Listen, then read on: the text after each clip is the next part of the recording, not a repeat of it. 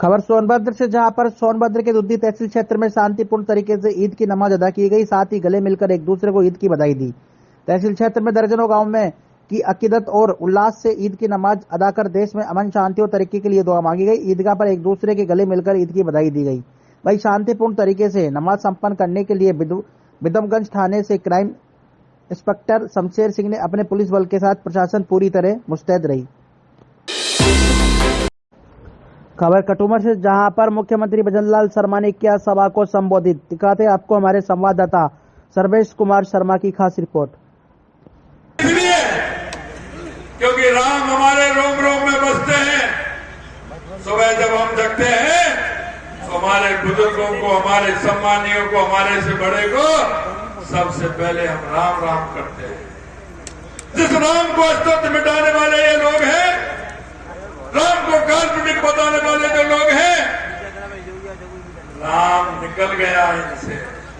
मैं आपसे निवेदन करना चाहता हूं, देश के यशस्वी प्रधानमंत्री नरेंद्र मोदी जी ने देश की राष्ट्रीय संस्कृति को मजबूत करने का काम किया है, हमारे सांस्कृतिक मूल्यों को बढ़ाने का काम किया है। मैं आपसे कहना चाहता हूं मित्रों, 500 सालों से हमारे रामलला टेंट के अंदर रहे थे। 500 सालों की वो गुलामी, 500 सालों का वो इतिहास चंद सेकंडों में समेटने वाले देश के यशस्वी प्रधानमंत्री नरेंद्र मोदी जी हैं। क्योंकि कहा था, हमारे घोषणा पत्र में था कि जब पूर्ण बहुमत की सरकार आएगी तो राम मंदिर का निर्माण करेंगे। कांग्रेस ही कहते थे ये जुमला है, हम कहते थे हमारे लोग रामलला आएंगे, मंदिर वहीं बनाएंगे। कांग्रेस वाले कहते थे तारीख नहीं बताएंगे। अरे हमने तो तारीख भी बताई आपको, निमंत्रण भी दिया आपको, और 22 जनवरी को अयोध्या में दिव्य और भव्य मंदिर में रामलला विराज गए। ये हम आपको मित्रों में कहना था, काशी विश्वनाथ कॉरिडोर को बना करके आपने देखा होगा, गंगा माता की आरती होते हुए देखा होगा। हमारे जो 4 धाम है, यमुनोत्री, गंगोत्री, केदारनाथ, बद्रीनाथ, कितनी दिक्कत होती थी जाने में। देश के यशस्वी प्रधानमंत्री नरेंद्र मोदी जी ने जिस तरह का निर्माण कराया है, अब बड़ी सुगमता के साथ हमारे लोग जाते हैं, दर्शन करके आते हैं। यही नहीं, मैं आपसे कहना चाहता हूं, 2014 के बाद चित्तौड़गढ़ भुसावल हाईवे पर केले से भरा ट्रक पलटा। चित्तौड़गढ़ भुसावल हाईवे पर लगातार हो रहे हादसे थमने का नाम नहीं ले रहे हैं। बीती रात करीब 3:30 बजे देवला की ओर से केला भरकर आ रहा ट्रक क्रमांक PB 3 BL 9082 विस्टान थाने से करीब 200 मीटर की दूरी पर राठौड़ धर्मशाला के पास सड़क किनारे एक खेत से अनियंत्रित होकर पलट गया। हादसे में ट्रक का अगला हिस्सा चकनाचूर हो गया। हालांकि किसी हादसे के दौरान किसी के जान माल का नुकसान नहीं हुआ। खबर मध्य प्रदेश के नागौद से, जहां पर रक्षा मंत्री राजनाथ सिंह ने नागौद के अगोल मैदान में सभा को किया संबोधित। दिखाते आपको हमारे संवाददाता तुलसी बैरागी की खास रिपोर्ट। श्री श्रीकांत चतुर्वेदी जी विधायक मैहर, श्री सतीश शर्मा जी भाजपा जिलाध्यक्ष, श्री कमलेश सुहानी, श्री सुरेंद्र सिंह गहरवार विधायक, श्री शंकर लाल तिवारी, श्री यादवेंद्र सिंह, उषा चौधरी, सुस्मिता सिंह परिहार, शशांक श्रीवास्तव, गगनेंद्र प्रताप सिंह, राजा राम जी त्रिपाठी, कामाक्षा कुमारी सिंह, सुधीर सिंह तोमर और पुष्पराज बागरी, और इस सभा में मौजूद मेरे सभी सम्मानित बहनों एवं भाइयों, लंबे समय के बाद इस स्थान पर किसी सार्वजनिक सभा को संबोधित करने के लिए आप सबके सामने खड़ा हुआ। लंबे समय के बाद आया हूं, फिर भी आप लोगों ने तालियां बजाकर, फूलों की हार पहनाकर हम लोगों का स्वागत किया है। लाइव चल रहा है, टहलिए नहीं। भारत की परंपरा है और शिष्टाचार का तकाजा भी है। स्वागत, अभिनंदन और सलाम दुआ कभी एक तरफा नहीं होना चाहिए। इसलिए मैं भी अपनी तरफ से शीश झुकाकर आप सभी बहनों भाइयों का हार्दिक अभिनंदन करता हूं, आप सभी का स्वागत करता हूं। मेरे बहनों भाइयों, यदि आज आपके बीच में आया हूं, केवल एक काम के लिए आया हूं, गणेश सिंह को भारी मतों से विजय दिलाने की आप सबसे अपील करने के लिए आया। आप ये कह सकते हैं क्या गणेश सिंह जी के बिना संसद नहीं चलेगी? बहनों भाइयों, संसद तो किसी भी तरीके से चल सकती है,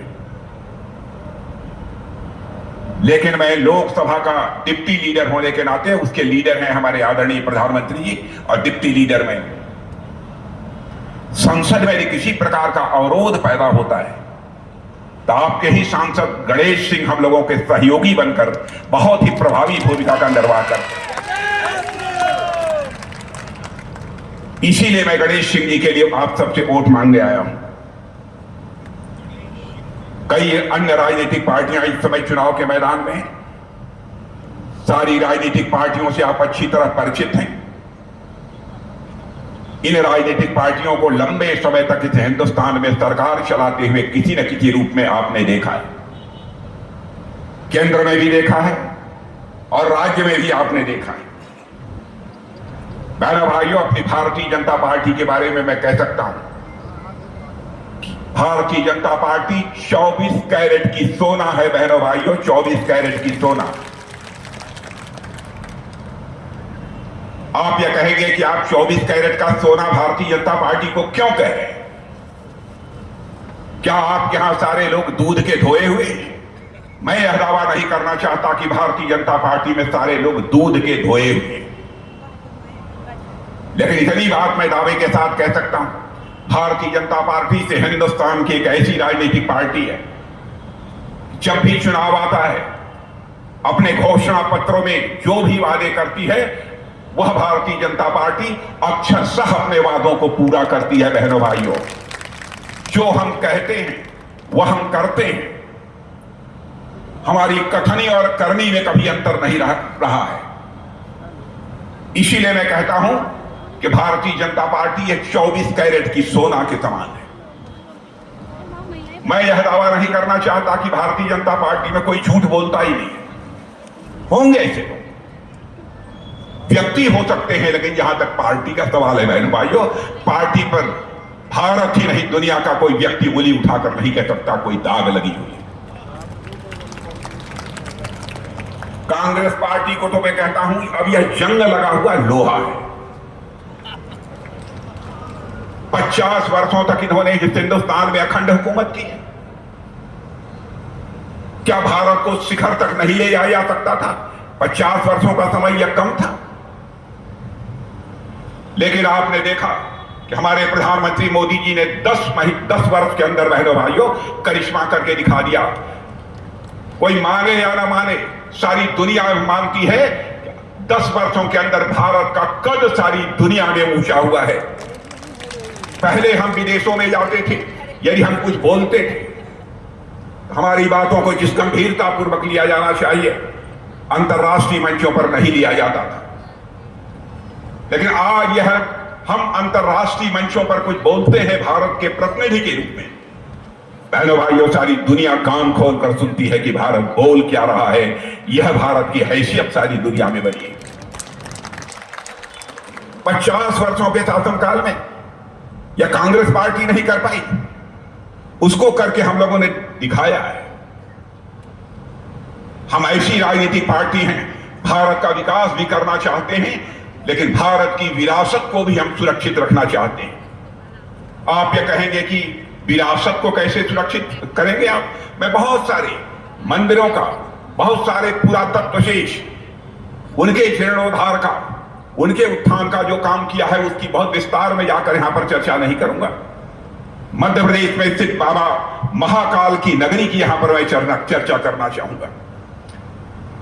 कभी पूरी दुनिया के लिए काल गणना का, समय की गणना का केंद्र कोई नगरी हुआ करती थी तो बाबा महाकाल की नगरी हुआ करती थी। इसके महत्व को कांग्रेस की सरकारों ने भुला दिया। मोदी जी की प्रेरणा से पहली बार ऐसा हुआ है कि पहली विक्रमादित्य घड़ी फिर से महाकाल की नगरी में स्थापित हुई है। बहनों भाई, यह भारत की समृद्ध विरासत की याद दिलाता है। वहीं यह उस कालचक्र का भी साक्षी बनेगा जो भारत को विकसित भारत बनाएगा। इसलिए मैं कह रहा हूं, हम विकास भी करते हैं और साथ ही साथ अपनी विरासत को भी हम सुरक्षित रखते हैं। और ऐसी सरकार के ऊपर कांग्रेस के लोग तरह तरह के आरोप लगाते हैं। खबर झांसी से, जहां पर मऊरानीपुर के विभिन्न ईदगाह एवं मस्जिदों में शांति और हर्षोल्लास के बीच ईद की नमाज हुई संपन्न। हजारों नमाजियों ने एक साथ अदा की नमाज। सर, ईद की नमाज कहाँ संपन्न हुई? ईद की नमाज मऊरानीपुर कस्बा में जो नई बस्ती में ईदगाह की नमाज है वो सकुशल उसमें संपन्न हो गई है। रानीपुर कस्बे में ईदगाह की नमाज संपन्न हो गई है। ज़्यादातर ईदगाहों की नमाज सकुशल संपन्न हुई है। कुछ मस्जिदों में भी चल रही है, बाकी सभी जगह फोर्स लगी हुई है, सकुशल संपन्न है। सुरक्षा व्यवस्था सभी जगह जहाँ भी चाहे मस्जिद हो चाहे ईदगाह हो उसको मद्देनज़र रखते हुए हर जगह सुरक्षा व्यवस्था लगाई गई है।